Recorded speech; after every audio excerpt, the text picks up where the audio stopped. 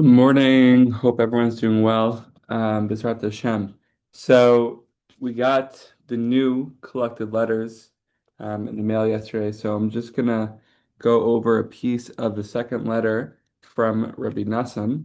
And it says here before the letter, the year in review, just to give us some context. So in the spring of 1822, Rabbi Noson left on his pilgrimage to the Holy Land. He arrived in Odessa after Purim and sailed shortly after Pesach. The details of his pilgrimage are found in Imei Moharnat, Part 2, and Through the Fire and Water, Part V, the pilgrimage. Okay, so the letter, like the background of the letter up until this point, and I'm just going to admit the waiting room.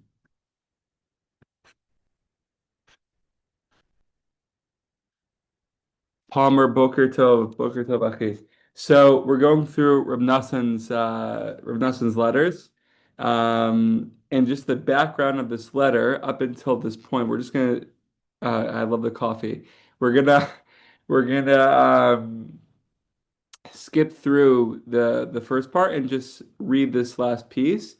But essentially, his son, Reb Noson's son, wrote a commentary on one of Rabbi Nachman's stories, sent that commentary to his father, Reb Noson, and Reb Noson was saying how I love the commentary, but here's where there may be a different interpretation. So he went along that, and then he came back to the point of like, wait, but also your commentary is true. And then he says like this. I am very pleased with the commentary you sent me.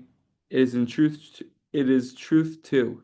The words of the Rebbe, Rabbi Nachman, are like a stone struck by a hammer. They split apart and break up into countless interpretations. May God allow us to spend our lives dwelling upon the Rebbe's Torah, conversations, and stories until we find in them interpretations and ideas which will truly influence our deeds. Happy are we to have heard such words. Fortunate are you that you could be with us. Fortify yourself and be strong.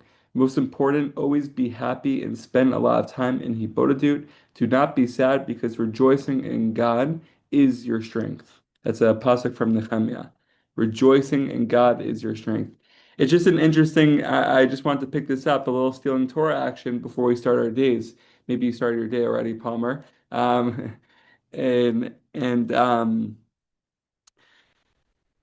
it's cool that Rabbi Nassim took Rabbi Nachman's teachings and described it as a hammer that's hitting a rock and just like breaks forth.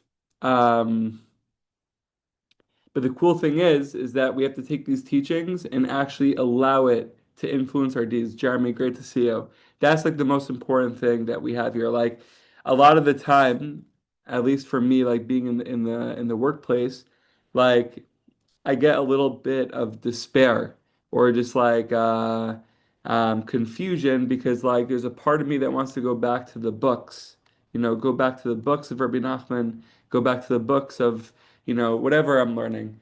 And I forget the aspect of Torah, which is like the influence of deeds part, right? Which is the fact that like we are doing our day to day, we are in the army, right? And that's not a deviation of not learning, right? That is the whole tachlit of learning, right? And it's just like an interesting reminder, right? That it may not have to be 18 hours of learning a day within the books, but by us living, by us like, living moment to moment, that's Torah too. And we should be happy with that and we should be rejoicing in God because that's our strength. Palmer, questions before we go on with our day? No questions. Thank you for the great Torah. I really Fire. appreciate All it. right, fire of cuts. Be well. Be well, be well, be well.